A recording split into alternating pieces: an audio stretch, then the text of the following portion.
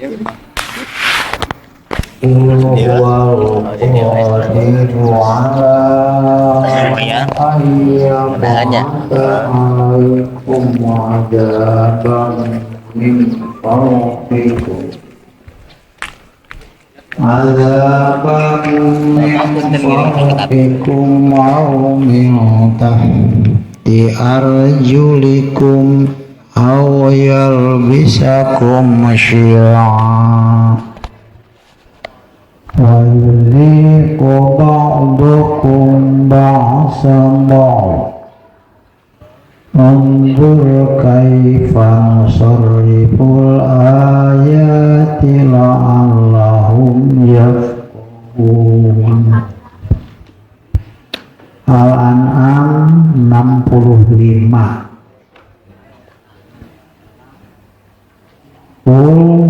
Katakanlah, ajarkanlah atau tunjukkanlah,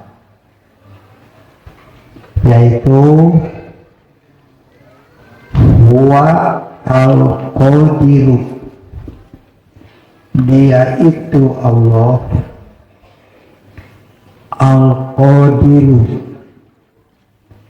yang berkuasa ala ayyab asa alaikum azaban, mengirimkan azab kepadamu, min fauqikum, dari atas kamu, aw min tahti arjulikum, atau dari bawah kakimu, aw yalbisakum syia'an, atau dia mencampurkan kamu dalam golongan-golongan yang saling bertentangan. Wa yudhiqu ba'dukum ba'sa ba'din, dan merasakan kepada sebagian kamu keganasan sebagian yang lain. Undur kaifa nusarriful ayati, perhatikanlah bagaimana kami menjelaskan berulang-ulang tanda-tanda kekuasaan kami, la'allahum yafqahun, agar mereka memahaminya. Surat Al-An'am ayat 65. Ayat ini sudah sejak dulu diterangkan seperti yang dikutip oleh tafsir Al-Marobi juz 7 halaman 154, yang saya ambil sebagian begini. Fal Qur'anu latufni ajaibuhu, Al-Quran ini selalu akurat keajaiban-keajaibannya. Wa fihi naba'u man qablu, di situ kisah yang berdasarkan wahyu keadaan manusia sebelumnya. Wa naba'u man kana fi zamani tanzil, kisah pada saat wahyu itu diturunkan. Wa naba'u man sayaji'u ba'dahu, dan kisah bagi manusia sesudahnya. Ini bukan hadis, tapi uraian keterangan bayangan untuk menunjukkan kalimat akhir dari ayat yang kita baca, yaitu undur kaifa nusarriful ayati la'allahum yafqahun. Satu persatu ya, 1,1 koma. Allah Maha Kuasa itu artinya begini, tidak ada yang menyuruh, tidak ada yang melarang, tidak ada yang memengaruhi, tidak ada yang memberikan saran, tidak ada. Al-Qadir bisa diartikan kekuasaan yang mutlak untuk memahami kalimat. Banyak ya di Quran itu, innallaha ala kulli syai'in qadir, itu kan banyak, sama itu. Wal qadiru ala kulli syai'in ada. Karena itu kata-kata qadaro yaqdiru, qadron, qadirun, asalnya kecapnya tidak ada sesuatu yang kalau dia mau tidak jadi. Apa yang dikehendaki lalu gagal, itu tidak akan pernah terjadi. Dalam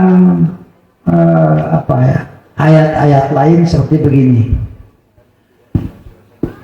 sepandai-pandai manusia itu hanya bisa merencanakan, tapi tidak bisa menjamin kepastian pelaksanaannya, tidak ada. Hebat, ternyata bagaimana? Bagus, ternyata bagaimana? Tapi seringkali kegagalan-kegagalan itu juga menjadi ilmu bagi pelanjutnya, menjadi perbandingan bagi orang yang mau berpikir. Karena manusia tidak diberi ilmu untuk menetapkan kepastian, tidak ada. Hanya diberi ilmu untuk berpikir bagaimana merencanakan dalam segala hal. Misalnya pada sholat fardu saja, tidak pada sholat yang lain, yaitu setelah apa? Dari salam itu kan membaca istighfar, tidak banyak, 3 kali. Astagfirullah, astagfirullah, astagfirullah. Pakai al-azim bisa, tidak pakai al-azim juga bisa, itu sifatnya saja. Setelah itu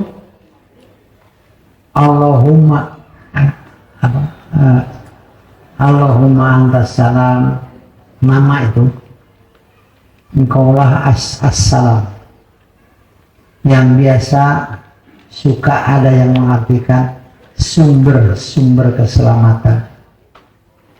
Wa minkas salam, dari engkaulah as-salamu, keselamatan itu. Di sini kan kelihatan manusia merencana dan tidak ada yang berniat untuk celaka, itu kan tidak ada. Tapi ternyata celaka juga.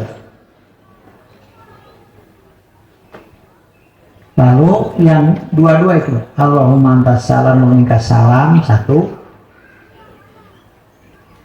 Tabarok tak ya dzal jalali wal ikram, engkau maha berkah, wahai yang memiliki kekuasaan dan kemuliaan. Tamat. Bila itu bacaan yang disunnahkan, yang dicontohkan, Itu pun hanya setelah sholat fardu saja, tidak setelah sunat-sunatnya. Kemudian baca Asmaul Husna.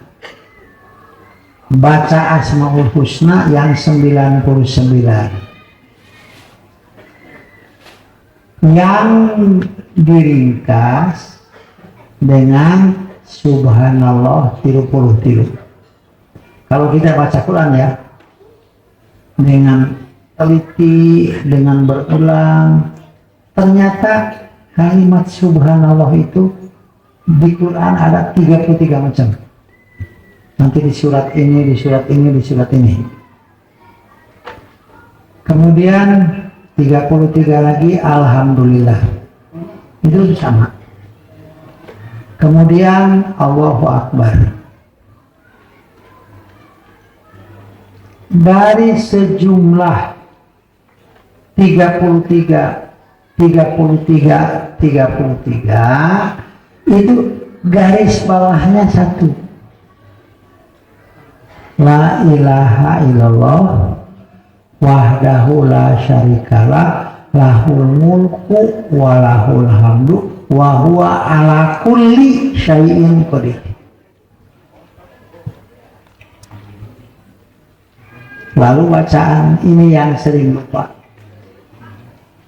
La mani'a Allahumma la mani'a lima a'taita.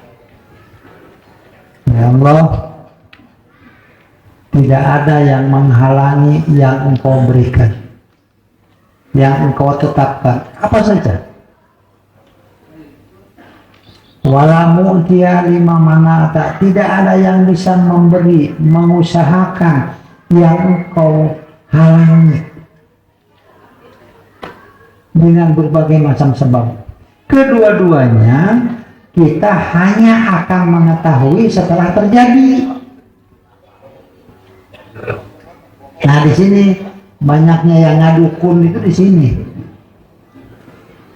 Padahal manusia tidak tahu hakikat yang sebenarnya. Wala yanfa'u dzal jaddi minkal jaddu, tidak bermanfaat orang yang punya kekuatan, hanya dari engkaulah kekuatan itu. Tamat. Itu setelah sholat fardu. Jadi itu merupakan zikir yang sangat bermakna. Tapi apabila diikuti bukan hanya bacaan saja, diikuti dengan maknanya, diikuti, diketahui makna yang dibaca itu ini. Bacaannya ibadah, maknanya itu satu didikan filsafat yang sangat tinggi. Tidak ada pada agama lain, saya lihat tidak ada. Dan ini bukan buatan Muhammad. Ini adalah wahyu untuk menancapkan ketauhidan umat Nabi Muhammad yang hanya dibaca setelah salat fardu saja. Ini ya. Ini nyelang dulu, ini ada pertanyaan.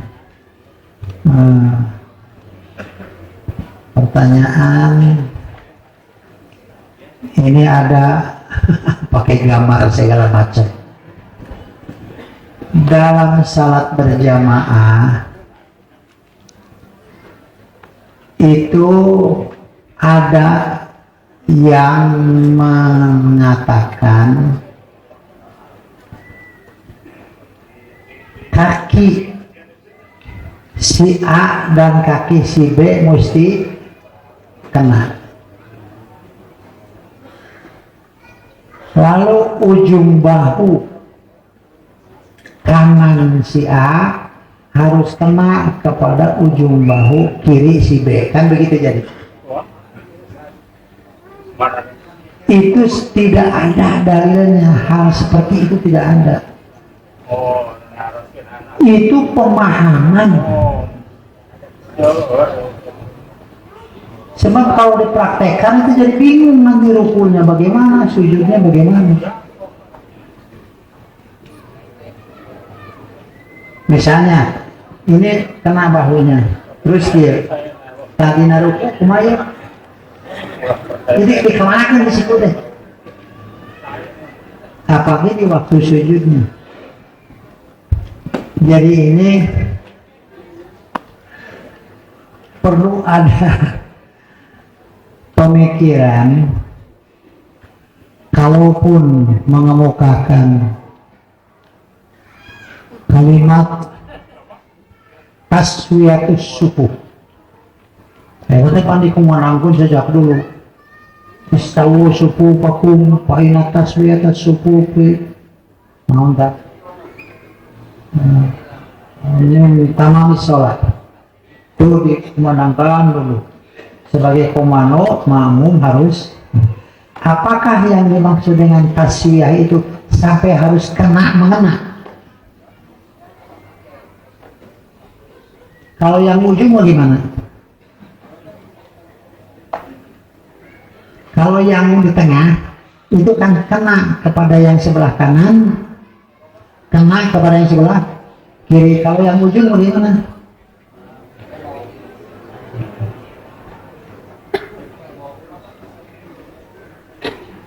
Sebab dua bahu itu harus saling mengena. Yang ujung bagaimana? Kaki yang sebelah bagi orang yang ada di ujung bagaimana? Yang dimaksud dengan taswiyatus sufuh itu bukan harus rapat, tapi lurus. Jangan sampai ada tempat yang pada saat itu masih bisa untuk masuk seorang lagi.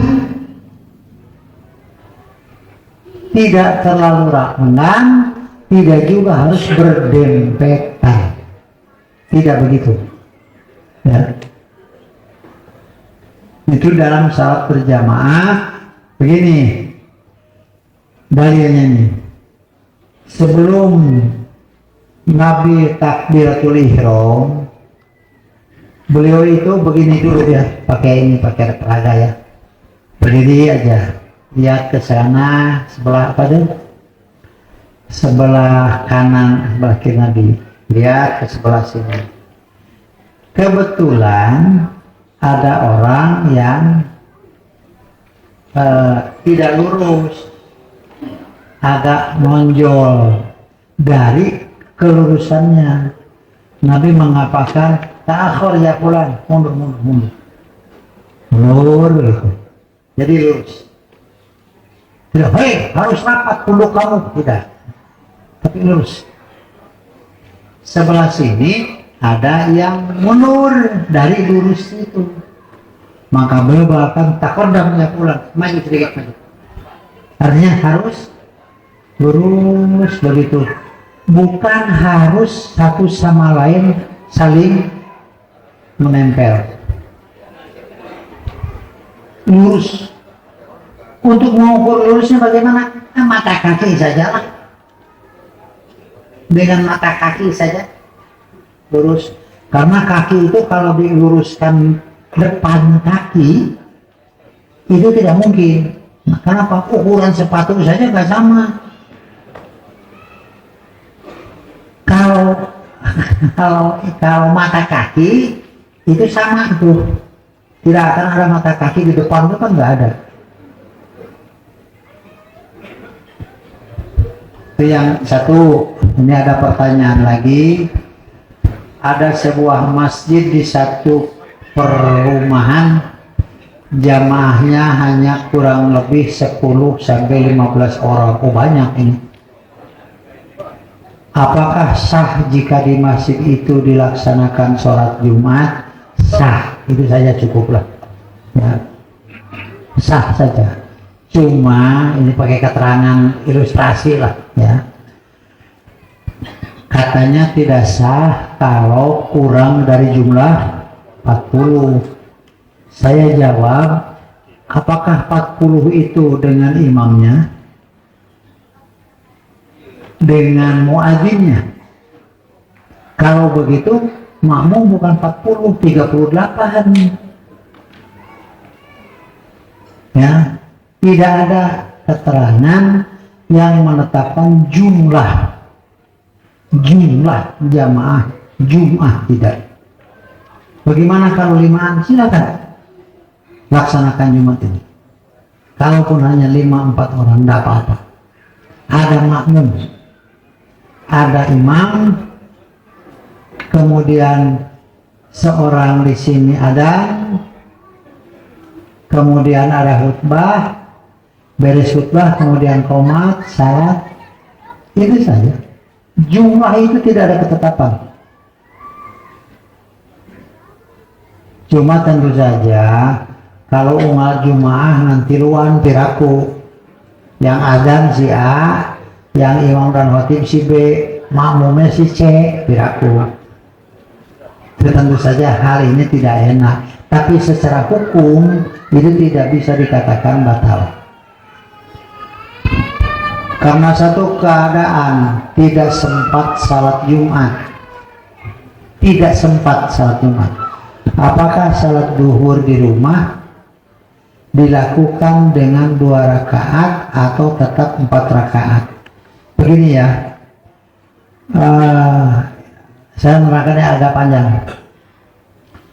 Setelah diteliti dari sekian hadis-hadis sampai terbit sebuah buku, itu ada buku diperdagangkan bebas, buku tentang musafir boleh tidak Jumat. Musafir boleh tidak Jumat, itu pakai judul. Tapi jangan dibalik, musafir tidak boleh Jumat, dibalik. Bukan tidak boleh, boleh tidak. Artinya selama bisa Jumat, Jumat saja. Bagi orang yang sedang ada di dalam safar, sebaiknya Jumat saja. Tapi tidak menghalangi untuk tidak Jumat dan melaksanakan salat 2 rakaat qosor karena safarnya, bukan karena tidak Jumatnya.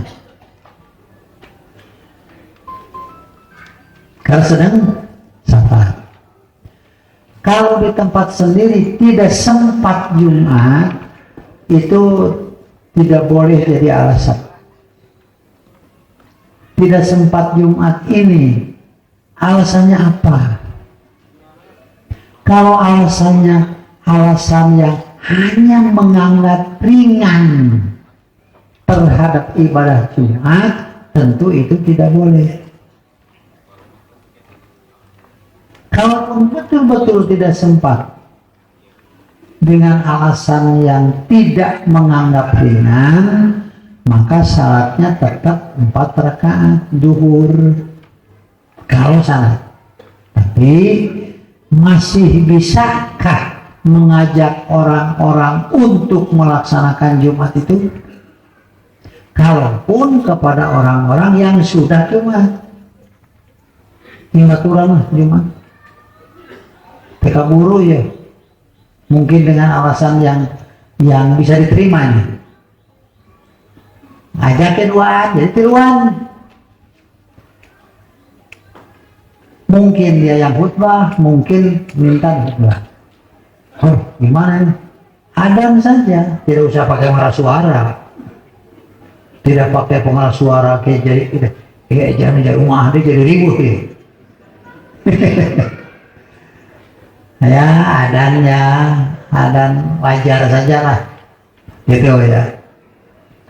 Nah, kemudian khutbah nanti tahmid, sudah tahmid, alhamdulillah kita masih bisa Jumat.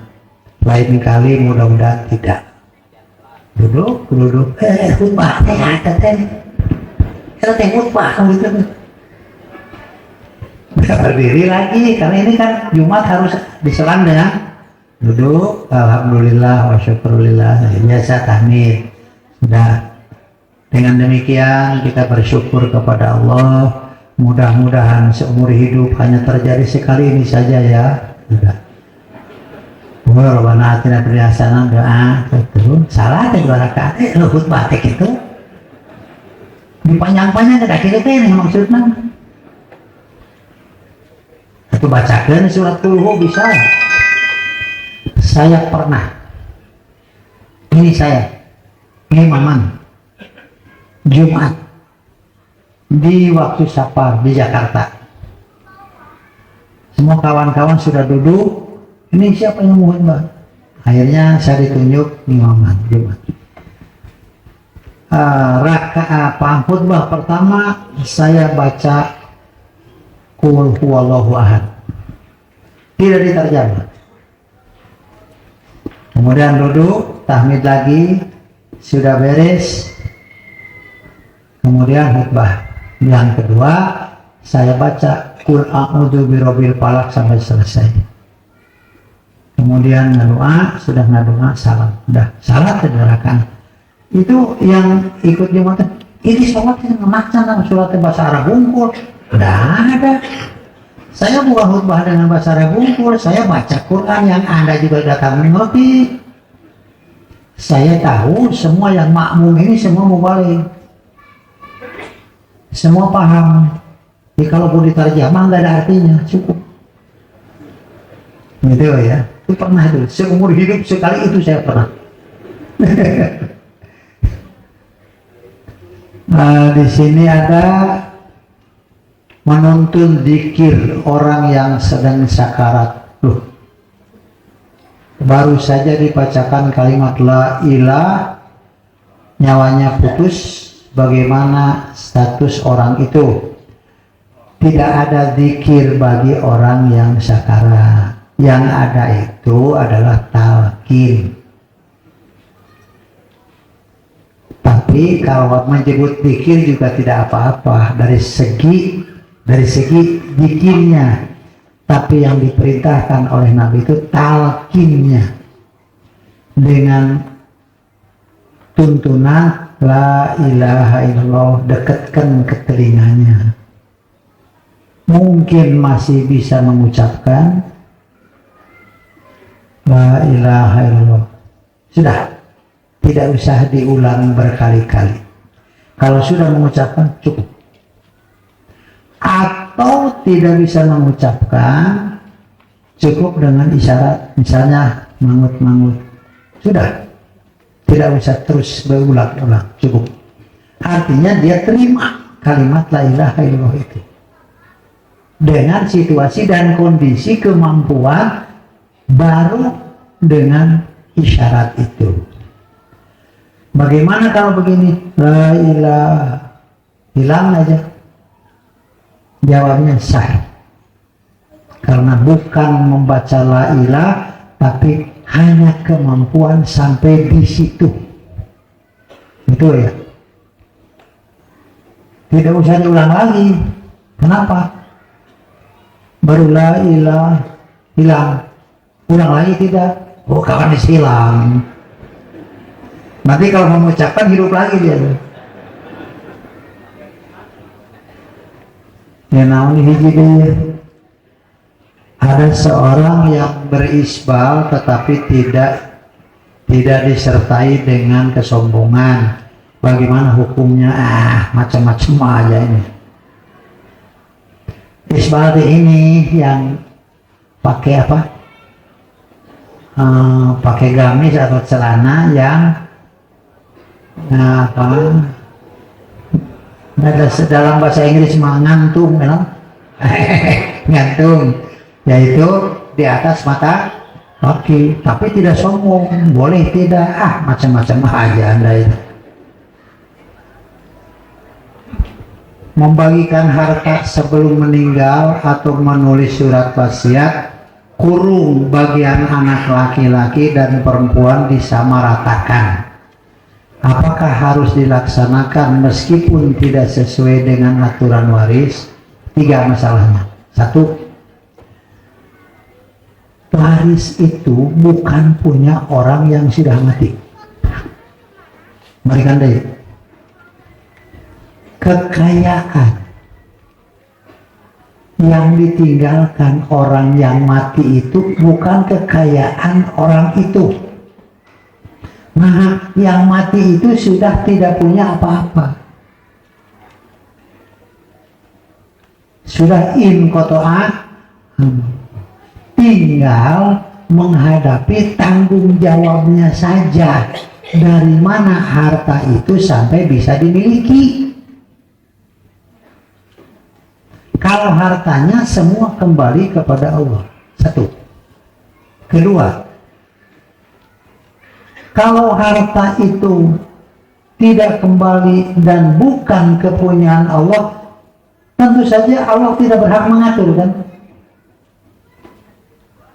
Balikan diri. Kalau harta yang ditinggalkan seseorang itu bukan kepunyaan Allah, mengapa Allah ikut mengatur? Laki-laki sama dengan untuk dua perempuan. Bukan laki-laki dua bagian, perempuan sebagian, bukan. Laki-laki itu bagiannya untuk dua perempuan. Lizzakari untuk laki-laki, mislu hadil unsayen, seukuran bagian dua perempuan. Itu Qur'annya begitu. Ya. Nah, jadi kalau yang mati itu masih berkaitan dengan pemilikan, untuk apa Allah ikut campur ngatur? Atur saja Allah yang mati itu. Yang ketiga, apabila seseorang membagikan harta yang disamakan laki-laki dengan bagian perempuan, itu boleh saja, asal tujuannya bukan untuk menghindari hukum waris. Kalau membagikan ini baik langsung atau dengan surat wasiat, mensamakan laki-laki dan perempuan untuk menghindari hukum waris, itu nanti ada tanggung jawab di yaumul qiyamah. Sok jawab, kenapa begitu? Mau apa? Nah gitu ya. Jadi kalau saya pikir jawaban dari pertanyaan ini, laksanakan dulu begini ya. Yang ada kopi omongin,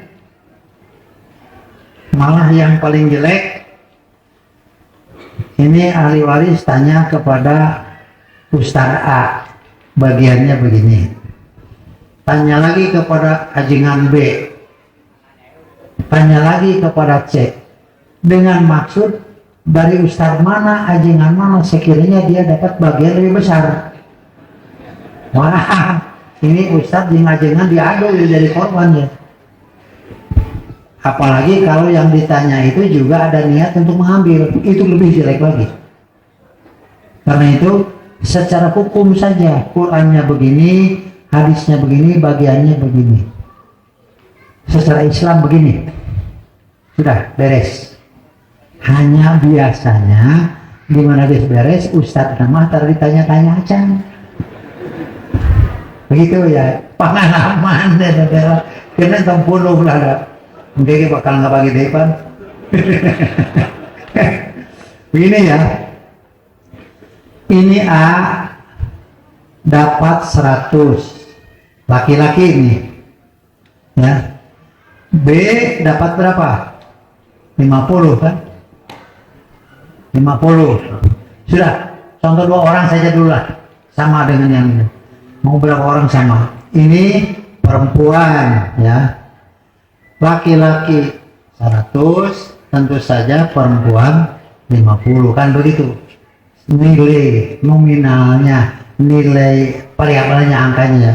Nah, jelas di sini hukum berlaku.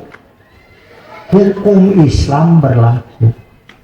Tanggung jawab orang yang meninggalkan harta itu di yaumul kiamah bebas. Bebas dari mana? Bebas daripada pindahnya pemilikan dari orang yang meninggal itu kepada ahli waris. Kebetulan orang ini orangnya orang yang majulah, katakan ya, orang tulis, usahanya maju, ya cukup mapan lah hidupnya itu, ya misalnya kolakon, bisa beli tanah, bisa apa, orang katakanlah orang kaya lah ya, kayaknya kayak apa saja ya. Kayak kunyuk juga bisa. Kayak kunyuknya banyak. Nih, yang ini kebetulan sakit-sakitan, punya suami juga usahanya tidak cukup, anaknya juga perlu pembiayaan. Begini sajalah, yang 50 dikasihkan saja ke sini 25. Ini tinggal berapa? 75. Yang ini jadi berapa? 75. Sama kan? 75 ewan. Cuma yang 25 bukan waris, sodako, infak atau hibah dari saudaranya. Coba pikirkan dulu. Dengan begini, ini hukum secara syariat sudah dilaksanakan. Kebutuhlah. Akang mah kebutuh. Mobil boga, baru dapet maraju. Hirup geus kolot kieu keur naon. Kope kabeh. Diserahkan saja kepada adanya yang masih banyak butuh itu. Adanya sekarang jadi berapa? Ini hilang semua kan? Jadi berapa? 150. Tetap hukum waris ini berlaku, persaudaraan bisa terjalin, kekeluargaan harmonisnya tidak terganggu, masing-masing bagi yang sudah meninggal itu sangat menggembirakan sekali. Dan ingat, yang sudah meninggal pun menyaksikan, mendengar, melihat, dan merasakan. Itu ya. Nah, ini masih urusan waris. Cukuplah kayak gitulah ya. Ya tambah bagaimana kalau anaknya ada 5? Atau hitungan gitu terus Ustaz lah. Maaf ya, saya punya kawan seorang insinyur ahli nanggar lah, kode lah, ahli nanggar. Dia itu tukang meriksa bangunan, kualitas aduknya bagaimana, dia yang periksa itu. Semennya berapa, pasirnya berapa, batunya berapa. Ini kualitas begini, ini kurang, itu berbeda. Nah kebetulan waktu ngebangun pesantren, dia mengatakan ini cukupnya semennya sekian, pasir sekian, batu betonnya sekian. Tapi hati-hati, ini cara ngaduknya begini. Saya tanya, kalau begitu ini kira-kira harganya berapa? Tuh Ustaz, wes harga nama. Nggak saya pikir ini semennya sekian karung, pasirnya sekian, batu betonnya sekian, cara ngaduknya ini. Gitu ya. Cukup ya, cukup. Kalau begitu ini kira-kira berapa harganya? Itu Ustaz ini itu mungkin macam. Artinya urusan hitung harga bukan saya, kan gitu. Nah itu dah pembagian ilmu kayak gitu. Ya. Aduh, ini waktunya sedikit lagi. Ini banyak sarjana ya. Maaf ya, di sini suka ada telepon. Ada yang bikin skripsi dari untuk S1, S2 dari universitas. Kadang-kadang datang ke rumah bawa surat tugas bagaimana ini mau periksa kitab itu, kitab ini. Coba ini, ayat ini, kalau dibaca sebelum dan sesudahnya, ini ayat urusan kenegaraan. Ini urusan politik. Yang dimaksud azab dari atas kamu itu dari mana? Yang dimaksud dengan azab dari bawah kaki kamu itu azab seperti apa? Lebih hebat lagi, ini masalah partai-partai, golongan-golongan yang bisa syi'an, atau Allah mencampur adukkan kamu dengan berbagai golongan yang satu sama lain saling bertentangan. Jadi ini akan mengubah pola, mengubah warna yang asalnya ta'awanu 'alal birri wa taqwa berubah menjadi masyarakat yang ta'awanu 'alal ismi wal udwan. Ngomongnya ngomong dosa, menolongnya pun bukan nolong dosa. Karena satu sama lain tidak ada ta'awun kecuali dengan masing-masing kepentingan. Ini nanti akan terjadi apabila tauhid sudah lemah. Karena itu saya tulis sebuah hadis yang dulu pernah ditulis.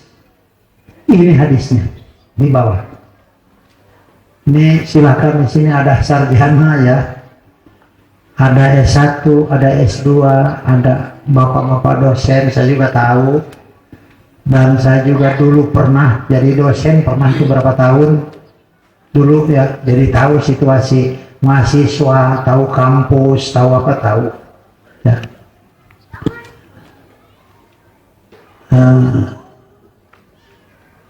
Mana yang tadi deh hadis ya, an Saubana qala. Coba perhatikan baik-baik ya, kitakah yang dimaksud dengan hadis ini sekarang? Kitakah ini sekarang ini yang dimaksud oleh ayat itu? Orang tidak mau tolong menolong kecuali untuk kepentingan golongannya.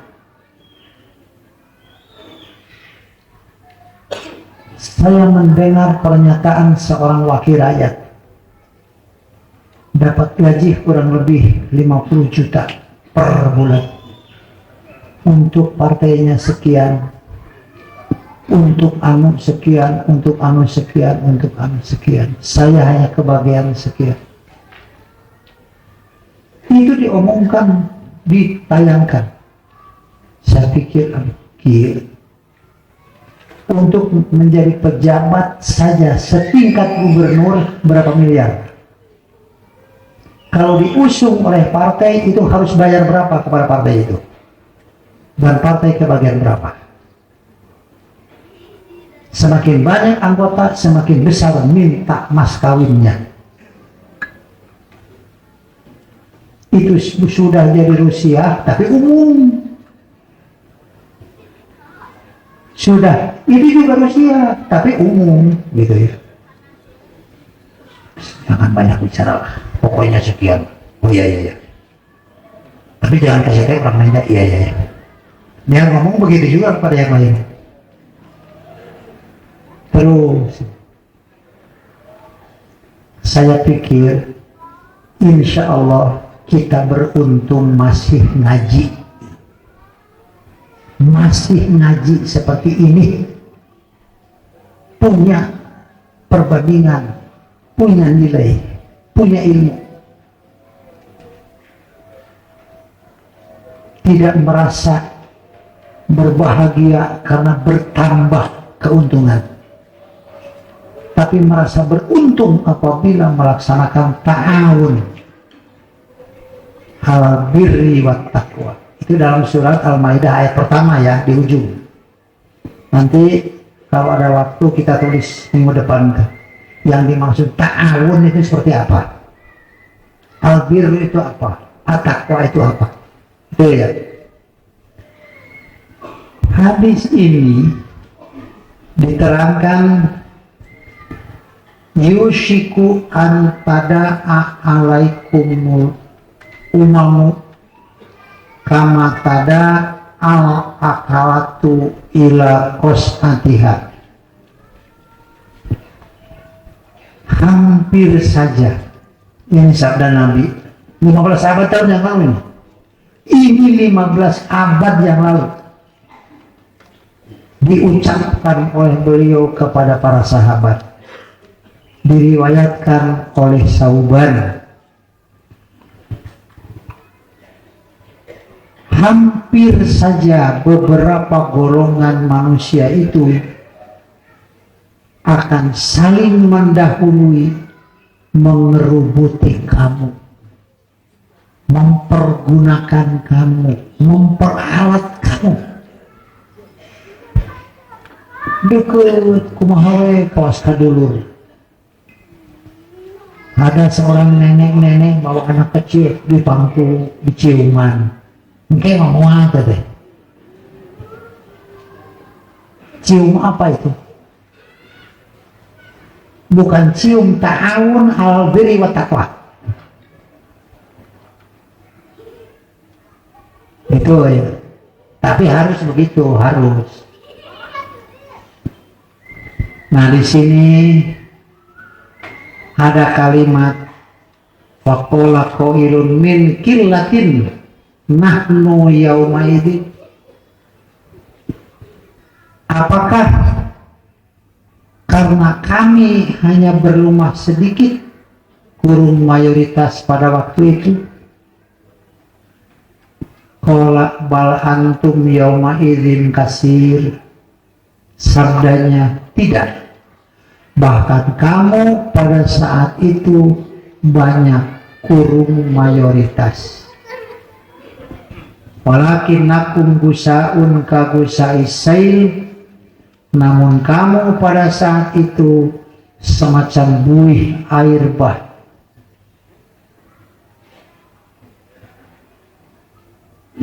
Wasayanzi'annallahu min suduriku aduwikumul mahabah.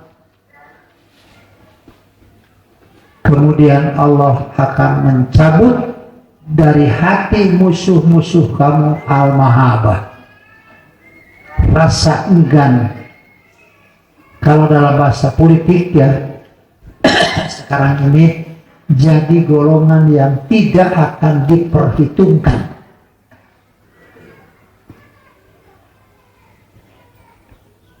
Tak lagi diperhitungkan.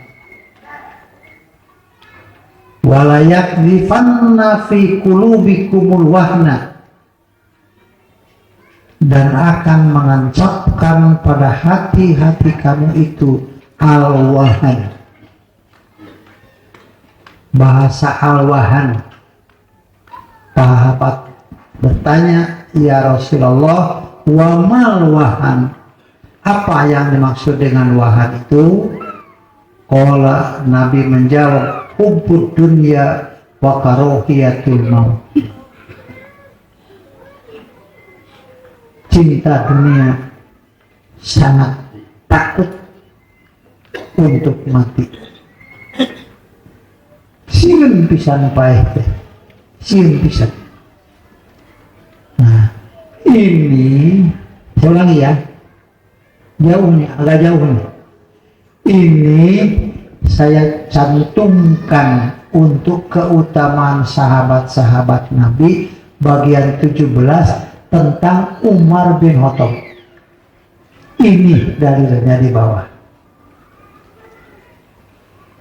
Rasulullah wafat, Abu Bakar, kemudian Umar bin Khattab. Keterangannya ini. Saya bacakan terjemahan saja ya. Dari Hudzaifah, ia berkata, kami pernah duduk bersama Umar. Lalu ia berkata, ini Arabnya bisa penasaran. An Hudzaifah qala, dari Hudzaifah berkata, begini ya, Hudzaifah itu sahabat yang kelihatannya jurusannya jurusan kenegaraan. Katakanlah seorang politikus. Kalau Abu Hurairah itu seorang ulama yang titik beratnya keilmuan, paling banyak meriwayatkan hadis. Jadi zaman sahabatnya hanya urut jurusan jurusan ada masing-masing wadah ya. Tapi guru nama hiji Nabi. Nah, kalau urusan kenegaraan itu seringkali orang bertanya kepada Hudzaifah. Kata Hudzaifah begini, kunna julusan inda Umaro, kami pernah duduk bersama Umar. Faqala, lalu ia berkata, ayyukum yahfadhu qaula Rasulillah SAW fil fitnah. Nih, saya tulis ya. Ini nanti perlu penjelasan lebih lagi. Ini masalahnya. Nah, fitnah.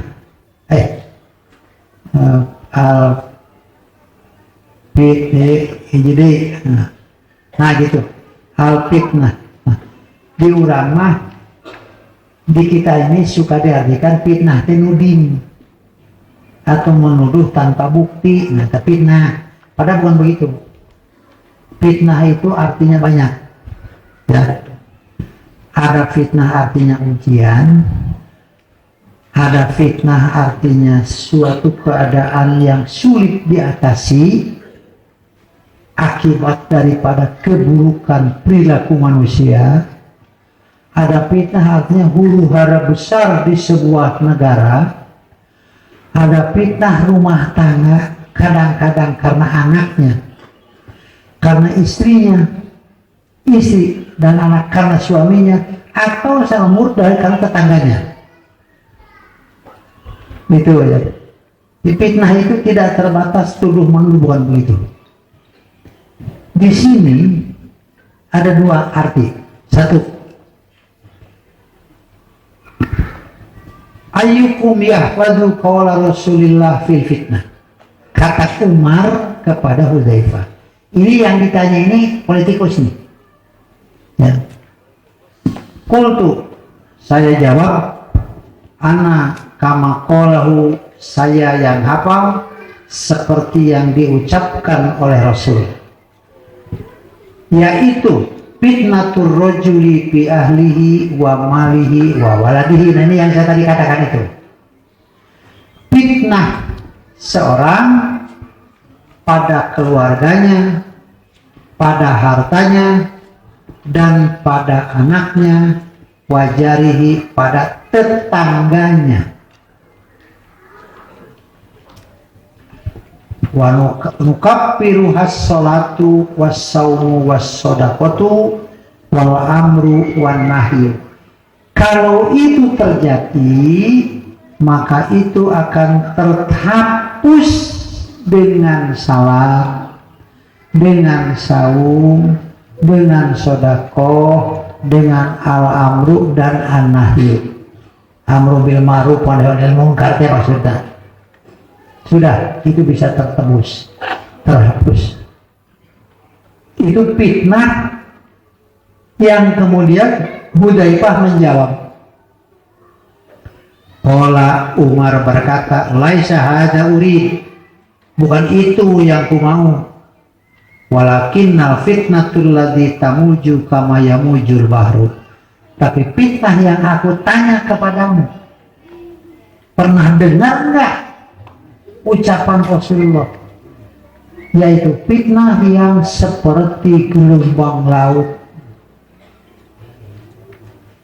seperti laut itu apa namanya, ombak besar laut, perahu saja goyang sampai malah mungkin tenggelam. Itu yang aku mau. Dengar enggak Rasulullah pernah berkata begitu? Qala, Hudzaifah menjawab, laisa alaika minha ba'sun ya Amirul Mukminin. Kata Hudzaifah, fitnah itu tidak akan menimpamu wahai Amirul Mukminin. Inna bainaka wa bainaha baban mughlaqan. Antara dirimu dengan fitnah itu ada pintu yang tertutup, tidak akan terjadi. Orang-orang yang berpolitik kotor, orang-orang yang berpikir hasud, orang-orang yang membentuk satu golongan untuk suatu kepentingan, itu tidak akan muncul selama ada Anda itu semacam pintu yang menutup semua itu. Fitnah yang seperti gelombang laut itu tidak akan terjadi. Qala yuksaru am yuktahu. Ini coba lihat sekali lagi. Mendengar jawaban Hudzaifah begitu, Umar bertanya, kalau Anda mengatakan itu seperti pintu yang tertutup, seperti ada pintu itu untuk tertutup dan untuk terbuka. Ayuk saru anjuk tahu, apakah pintu nanti akan dibongkar atau terbuka sendiri? Qala ayuk saru, kata Hudzaifah, dibongkar. Qala idzan la yughlaqu abadan. Kalau begitu pintu itu tidak akan tertutup selamanya. Kulna, kami berkata, kata ini yang meriwayatkan ya, Akana Umaru ya'lamul baba. Umar mengerti enggak bab yang Anda maksudkan itu? Kepada Hudzaifah. Qala Hudzaifah berkata, na'am, betul. Ini lanjutan hadisnya ada, seperti Umar tahu setelah malam ada siang. Jadi ini menunjukkan keutamaan Umar. Selama Umar selaku Amirul Mukminin tidak akan terjadi al-fitnah. Itu sudah nyambung dengan yang kemarin. Pantas ternyata muncul berbagai macam fitnah itu setelah Umar meninggal, wafat. Ini berlanjut ya nanti.